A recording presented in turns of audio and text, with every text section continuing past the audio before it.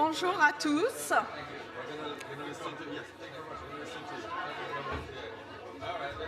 Bonjour à tous. Nous allons commencer le prochain keynote, la prochaine conférence.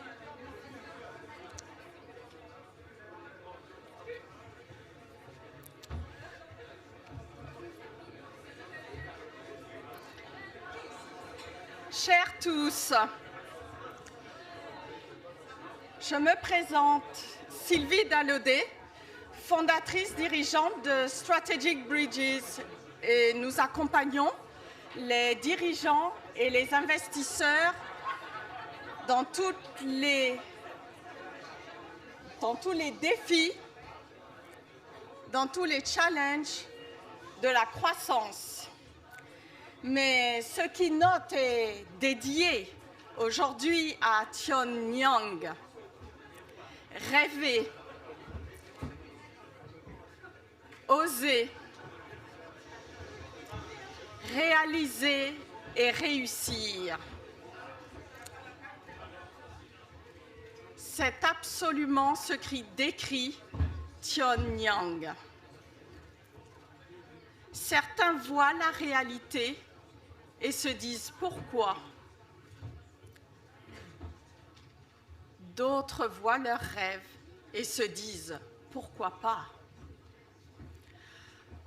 Tion Nyang est un de ces grands hommes qui ont rendu le rêve réalité. Il est un responsable politique. Il est conférencier, consultant et également serial entrepreneur. Mais cette histoire n'était pas écrite d'avance. C'est l'histoire d'un rêve. C'est l'histoire d'un jeune homme originaire du Sénégal. Il est parti à l'aventure. Il est arrivé aux États-Unis avec 20 $ en poche, mais énormément d'espoir et de rêve. Et cela porte loin. Cela porte haut, cela porte fort les couleurs de l'Afrique. Les couleurs de l'Afrique à travers le monde. Et qui mieux que lui pourrait vous décrire son parcours? Qui mieux que lui pourrait vous inspirer, vous reconnecter à vos propres rêves, vous permettre, vous aussi, de vous dire que vous pouvez rêver, oser et réaliser. Monsieur Tion Nyang, vous êtes invité.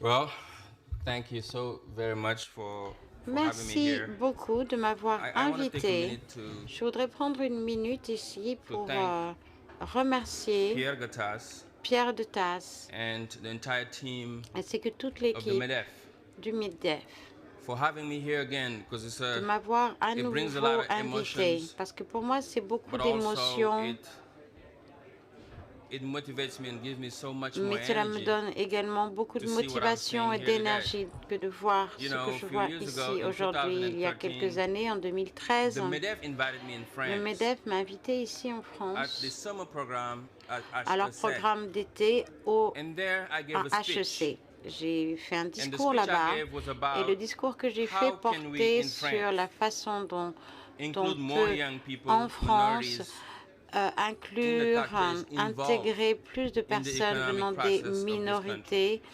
afin qu'ils s'impliquent dans le processus économique.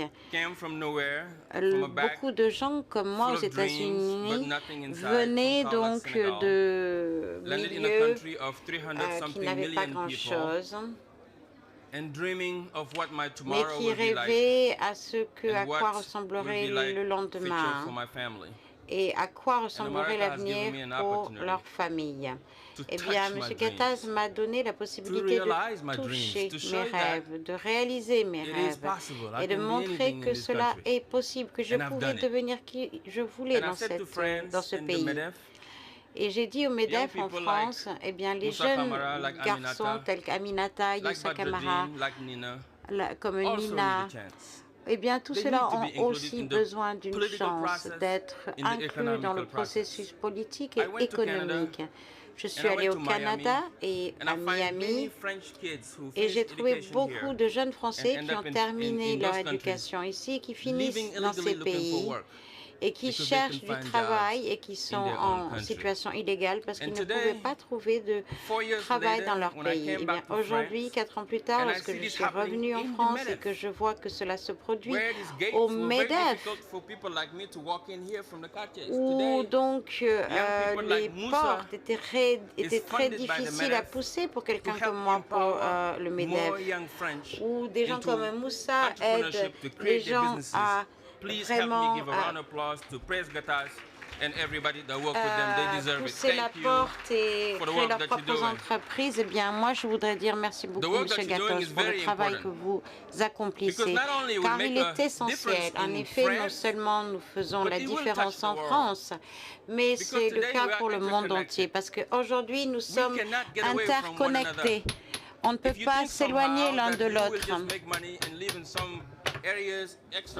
Si vous vivez dans un endroit à l'extérieur de la planète, bien sûr, vous pouvez ne pas vous sentir concerné, mais ce n'est pas le cas. Les inégalités sont tellement importantes qu'il nous faut donc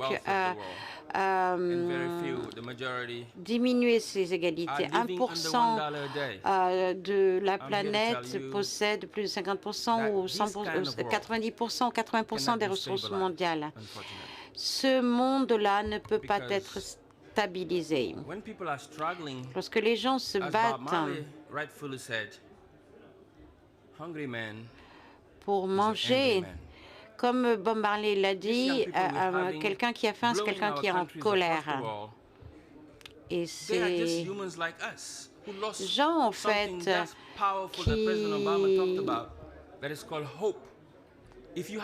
voyagent dans le monde, en fait, eh bien, ce sont des gens comme nous, comme vous et moi. Si vous n'avez pas d'espoir, vous n'êtes rien. Et il nous faut donner de l'espoir à ces jeunes. C'est la raison pour laquelle, en 2009, j'ai créé un projet et aujourd'hui, dans 32 pays, des gens reçoivent l'opportunité de créer leur entreprise. Puisqu'on parle donc de jeunes et d'entrepreneuriat, je voudrais leur parler à eux aujourd'hui. Je voudrais leur donner 17 petits trucs que j'ai appris en tant qu'entrepreneur dans ce voyage que vous faites en tant qu'entrepreneur. Donc aujourd'hui, on ne va pas faire que de parler des problèmes en Afrique, on les connaît, mais on va voir aussi des opportunités, comment vous pouvez les saisir pour développer vos affaires et pour avoir un impact sur le monde. Alors, le truc numéro 1, c'est fais quelque chose dont tu es fier, vraiment fier. Si vous démarrez une entreprise, ne la démarrez pas parce que simplement c'est la nouvelle chose à faire, la nouvelle chose à la mode. Non, trouvez quelque chose qui vous passionne et faites-en donc votre business. Parce que l'entrepreneuriat, c'est un long voyage. Et si vous n'êtes pas passionné par ce que vous faites, le voyage va être encore plus long. Voilà le conseil que je donne aux jeunes entrepreneurs. Deuxièmement, il faut plus que personne croire à votre projet, même plus que vos parents, que vous respectez tant, même plus que vos amis, les gens que vous aimez, les collègues qui vont vous donner des conseils parfois, alors qu'ils n'ont aucune idée de ce que vous voulez faire. Ils ne peuvent pas voir votre vision, ce à quoi vous croyez. Donc moi je vous dis, croyez-y avant tout le monde. Ensuite, ayez des rêves grands. Les gens vont vous dire, vous rêvez trop grand. Vous n'allez pas trouver l'argent pour réaliser vos rêves. Vous n'avez pas de parents qui vont vous aider. Il n'y a pas de financement, l'économie va mal, etc. Mais si vous avez le courage de vivre en grand, de rêver en grand, eh bien c'est possible. Vous pouvez le faire. Numéro 4. Soyez concentrés et patients. Beaucoup de jeunes aujourd'hui, ils veulent commencer donc une entreprise et après 3 mois, en commencer un autre. Après 4 mois, en commencer encore un autre. Il faut rester concentré sur une seule chose. Et vous le faites réussir. Ensuite, vous pouvez vous diversifier. Ça, c'est essentiel pour le succès. Si vous voulez démarrer une société, il faut vous assurer que vous mettez l'argent et ce qu'il faut pour le développer. Numéro 5. Eh bien, ne pensez pas donc tout d'abord à quel est le chemin le plus court vers le succès. Malheureusement, nombre de sociétés dans les 3 premières années font faillite parce que les gens se disent facilement oh, « je vais quitter mon boulot et je vais démarrer une société. Je vais être comme Warren Buffett ou… Steve Jobs. Eh bien, je suis ici pour vous dire que le succès n'arrive pas d'un jour à l'autre. Si vous voulez du succès, il faut s'assurer que vous travaillez, que vous prenez le temps. Le succès d'un jour à l'autre ne sera pas durable. Donc voilà mon conseil numéro 5 aux jeunes entrepreneurs. Numéro 6, ne laissez personne vous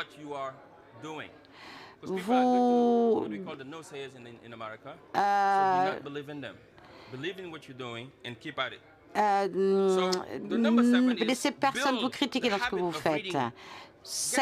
Numéro 7. Prenez l'habitude de lire. L'homme le plus riche aux États-Unis, c'est Warren Buffett. On lui a demandé quel était son secret. Et il a dit, Warren Buffett, qui était dans une bibliothèque, lui a dit, c'est ça le secret de mon succès. Et le journaliste a demandé, mais qu'est-ce que vous voulez dire? Eh bien, il a dit, moi je lis au moins 80 pages par jour, et c'est comme ça que j'ai construit mon succès. Donc mon conseil aux jeunes aujourd'hui, je sais qu'on est vraiment immergé dans la technologie Facebook, on peut pas passer des heures sur des médias sociaux. Mais moi, je leur dirais, eh bien, revenez-en aux livres, construisez-vous votre propre bibliothèque. Il ne s'agit pas donc d'une séparation entre les riches et les pauvres, entre ceux qui ont réussi et ceux qui n'ont pas réussi. Non, c'est la différence entre les gens qui ont l'information et des gens qui n'ont aucune idée, qui n'ont aucun savoir sur la façon dont ils peuvent devenir riches. Donc, à mes amis africains, je veux dire, si, en fait, ce que l'on dit souvent, si vous voulez cacher quelque chose d'une personne noire, mettez-le dans un livre. Et malheureusement, c'est vrai, personne ne lit. Vous ne pouvez pas être un businessman sans connaître donc ce que vous devez faire. Vous devez étudier dans les domaines où vous voulez vous développer. Lisez des gens à qui vous voulez ressembler. Connaissez les gens avec qui vous travaillez. Lorsque j'ai commencé en 2013, j'avais donc 2 partenaires dans mon projet. J'ai un grand projet et j'ai emmené mon partenaire Icon aux États-Unis. Et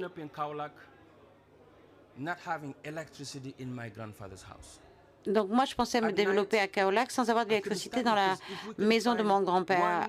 La nuit, je ne pouvais pas étudier parce qu'on ne pouvait pas trouver de bougies pour étudier le soir. Mon grand-père, en fait, me réveillait très tôt le matin pour que je puisse rattraper mon retard. Donc aujourd'hui, moi, je dirais que 600 millions d'Africains vivent dans l'obscurité en Afrique. Si on ne fait rien, rien ne va se produire. Mais moi, mon domaine, ce n'est pas l'énergie. Et Econ, ce n'est pas son domaine non plus. Il fait de la musique. Donc, on s'est dit, qu'est-ce qu'on va faire? Il va falloir qu'on trouve quelqu'un qui s'y connaisse en énergie. Donc, je suis allée en Afrique et j'ai trouvé donc quelqu'un qui avait fait de l'export dans ce domaine. Et on a donc lancé Econ qui allumait l'Afrique. Aujourd'hui, nous sommes présents dans 17 pays. Nous avons plus de 5000 personnes qui travaillent par nous. Nous avons donc lancé des écoles d'été d'Econ. En fait, je vous raconte tout cela pour vous faire savoir que cela peut se réaliser. Moi-même, j'ai dû trouver des partenaires. Certains d'entre vous ont des idées formidables, mais il vous faut d'abord trouver des partenaires. Parce qu'en fait, il vaut mieux avoir 5% d'une société à 5 milliards que 100% d'une société à 5 000 $. Donc, connaissez vos partenaires, qu'ils aient de l'intégrité et de la valeur, travaillez avec eux, comme ça vous vous développerez plus vite. Malheureusement, les partenariats entre Africains, ce n'est pas notre tasse de thé. On ne sait pas comment faire. La raison pour laquelle aujourd'hui notre continent est le plus pauvre au monde, mais le premier en termes de production de ressources naturelles, c'est parce qu'on ne sait pas travailler ensemble. Et vous, les néo-africains, il faut prendre le leadership dans le domaine, dans ce domaine. D'autre part, soyez flexibles et ayez l'esprit ouvert. Soyez ouverts au changement. Parce qu'en tant qu'entrepreneur, vous allez être confronté au changement. Avant de sortir, pour lancer une idée, vérifier sur les médias sociaux si quelqu'un n'a pas déjà eu cette idée. Vous connaissez Kodak, la société. En 1977, ils avaient 167 000 employés dans le monde. 28 milliards d'euros en termes de chiffre d'affaires. Mais parce qu'ils n'ont pas été capables d'accepter le changement et d'aller plus vite que les technologies, eh bien, ils ont fait faillite. Parce que maintenant, avec les téléphones, vous n'avez pas besoin de prendre des photos avec des films que vous devez faire développer. C'est comme ça que Kodak a disparu. Avant, vous alliez dans les magasins Blockbuster pour louer des cassettes et vous payez la location pour 2 ou 3 jours. Eh bien, en 2002, cette société avait 50 milliards de chiffre d'affaires parce qu'ils n'ont pas voulu croire à Internet, aux différents changements qui étaient à l'œuvre. Eh bien, ils ont fait faillite parce que Netflix est arrivé. Il y a des sociétés, par exemple, qui a entendu parler de BlackBerry? Qui a un BlackBerry dans cette salle? Eh bien, mon gars, je suis désolée. Non, je travaille. Bientôt, tu vas changer de téléphone. BlackBerry était à 83 milliards de dollars en 2008. C'est juste il y a 8 ans. C'était les numéros 1. Ils pensaient qu'ils ils étaient les maîtres du monde de la téléphonie. C'était une façon de draguer des filles d'avoir un BlackBerry, en quelque sorte. Aujourd'hui, on ne voit plus de BlackBerry parce qu'ils n'ont pas voulu croire à l'écran tactile. Ils pensaient qu'avec leur clavier, ils étaient les maîtres du monde. Eh bien, en fait, Apple et Samsung, ont fait tout disparaître. Et enfin, ce n'est pas des moindres. Certains ont entendu parler de MySpace ou de Hi5. J'étais à Hi5, moi, quand j'étais au collège, je n'ai pas honte à le dire. Où est-ce qu'a disparu Hi5? En fait, on pensait que Hi5 allait contrôler le média social. Eh bien, Facebook a fait la même chose. Facebook était là avant les médias sociaux, en fait. Ils ont fait en sorte que tout ce que l'on cherchait un peu partout soit présent au même endroit. Eh bien, c'est ce qu'il vous faut faire avec votre business. Si vous pouvez changer les choses rapidement, innover, eh bien, si vous ne pouvez pas le faire, votre affaire mourra de sa petite mort dès demain. La recommandation numéro 10, c'est n'ayez pas peur du rejet. Vous allez être rejeté. J'ai été rejeté 14 fois pour mon visa aux États-Unis, par exemple. Chaque fois que chaque fois que vous démarrez un business, vous allez être rejeté. Parfois, vous allez voir 35, 40 personnes qui ne peuvent rien faire pour vous. Eh bien, n'abandonnez pas juste parce que ces personnes se détournent de vous. Non, apprenez-en quelque chose et incluez-le dans votre business. N'attendez pas de personnes des choses que vous n'êtes pas en mesure de donner. Par exemple, les jeunes à l'époque aimaient bien les freebies, des choses gratuites, des petits gadgets.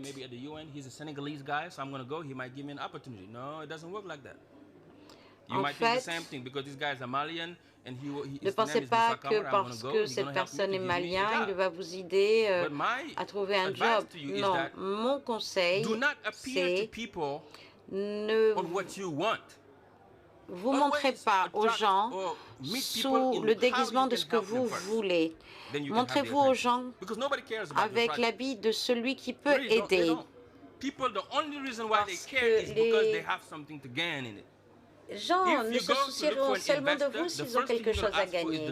Si vous allez voir un investisseur, en fait, il faut montrer que vous êtes passionné de votre bébé et que la seule chose que vous devez avoir à l'esprit, c'est comment l'investisseur va faire de l'argent également. Ça, c'est la réalité du monde. Lorsque vous allez voir des gens, lorsque vous voulez travailler avec des gens, lorsque vous voulez faire des partenariats avec les gens, eh bien, ne demandez pas des choses gratuitement. Montrez-leur d'abord ce qu'ils peuvent gagner avec vous. 13e, entourez-vous des bonnes personnes. Il y a beaucoup de haine, de négativité dans le monde. Si vous voulez avoir du succès, eh bien, entourez-vous de personnes qui vous ressemblent ou à qui vous aimeriez ressembler. Et prenez des conseils. Les environnements changent les personnes. Vous êtes le produit de votre environnement. Si vous êtes à côté de personnes ou d'amis qui sont très négatifs, qui vous disent sans arrêt que ça ne va pas fonctionner, bien bientôt vous allez croire ce qu'ils vous disent. Donc choisissez les gens avec qui vous êtes de façon très précautionneusement. So I didn't want to do that. I went to America. I went to Cleveland. Nobody knew me. I knew nobody, but I grew from there. Right. And then the number 14 is build relationships and never burn the bridge. Ne brûlez pas les ponts. You know, sometimes I'm cussed out. Sometimes I met people who are helped and vous they jetez mistreat parfois, me. donc j'aide des gens qui m'ont maltraité. Mais moi, ce que je dis aux gens, c'est ne brûlez pas les ponts. Les Américains disent la même chose. Toute personne que vous rencontrez, même la moindre personne que vous rencontrez dans la rue peuvent vous aider. Ce n'est pas seulement les gens en costume avec l'argent qui peuvent vous aider. Et tout spécialement les jeunes, en fait, donc ils peuvent grandir et vous aider. Et enfin, numéro 15, assurez-vous que vous aidez les autres. Nombre de personnes sont dans ce business et ils ne savent pas pourquoi ils y sont. Il faut répondre à cette question, pourquoi? My friends, you know why? It's because look at Bill Gates. Look at Xavier Neal. Regardez Xavier Neal, regardez Bill Gates ou Warren Buffett. Après avoir gagné des millions de dollars, eh bien, ils cherchent un endroit où dépenser leur argent, des fondations, des œuvres caritatives. En fait, c'est dans le donner que vous devenez vous-même. Ce que vous construisez, ça doit être un héritage, mais pas pour placer dans la banque. Il y a nombre de milliardaires dans les cimetières aujourd'hui. Non, il faut construire quelque chose qui va pouvoir changer la vie des gens pour des générations à venir. C'est ceux, en fait, qui ne sont jamais oubliés parce qu'ils ont compris ce dont je parle. Les gens qui ont fait des milliards sans rien changer, on ne s'en souvient pas. Donc, L'argent, c'est les chiffres, et les chiffres ne terminent jamais, n'ont jamais de fin. Bien sûr, être heureux, ça veut dire qu'il faut avoir un petit peu d'argent. Et donc, votre recherche, votre quête pour l'argent ne terminera jamais. À mes amis africains, nous avons un continent à construire. Chaque génération doit poser la question essentielle de comment ils vont pouvoir contribuer à l'histoire. Il y a eu des gens comme Houphouët-Boigny, Senghor, Nkrumah, etc., etc. Ils se sont battus pour la libération de notre continent. Eh bien, aujourd'hui, on peut le faire. On peut voyager dans le monde entier, revenir à la maison et construire dans notre propre pays. Donc, jeunes Africains, qu'est-ce que vous appelez pour notre continent?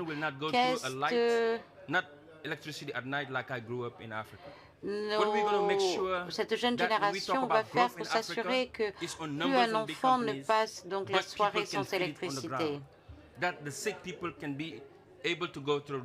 Comment s'assurer que les malades puissent à l'avenir aller dans les bons hôpitaux?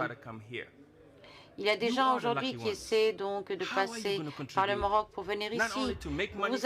Vous êtes ceux qui ont de la chance, donc ne prêtez pas seulement attention à la façon dont vous allez faire de l'argent pour vous acheter une maison, pour votre famille, mais aussi pour apporter aux jeunes Africains, parce qu'ils ont l'énergie. Nous sommes tous ici pour le réaliser. Et moi, j'en appelle à vous, lorsque vous aurez réussi à faire ramener quelque chose sur le continent. C'est une nouvelle génération d'Africains qui est prête à changer le continent. Et je suis très optimiste par rapport à l'avenir de notre continent. Il dépend de nous. Nous voyageons dans le monde entier. Nous avons vu le monde entier. Nous avons vu comment tout cela est fait en France, aux États-Unis, comment c'est fait à Singapour, à Dubaï ou en Australie. Eh bien, nous ramènerons cette connaissance à la maison et nous allons construire l'avenir de l'Afrique. Alors, qu'a dit M. Kennedy avant qu'il décède? Eh bien, qu'il y a des hommes qui...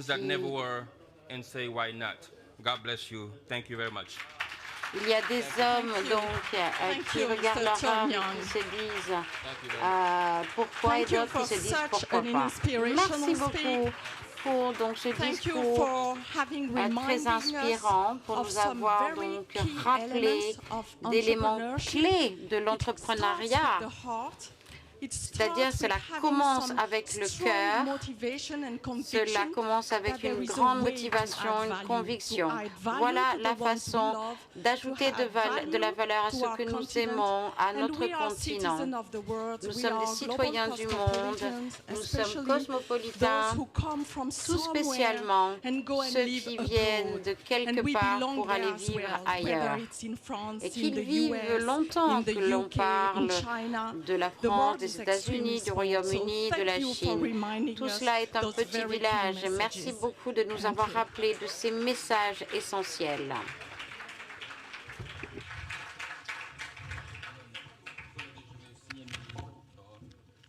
Bien. Alors, Tian Yang va signer son livre, va dédicacer son livre dehors pour ceux qui souhaitent obtenir le livre et une signature.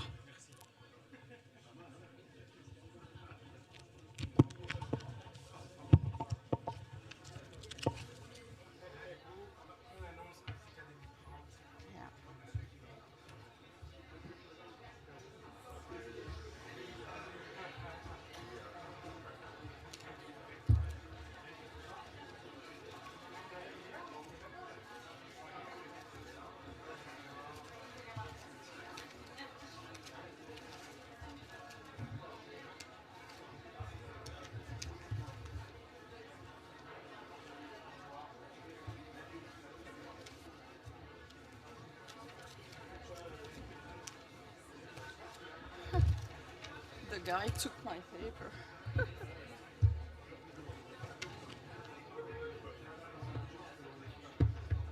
Fais comme si tu étais en train de parler. Fais comme si tu étais en train de parler. Ah non. Non. Tiens.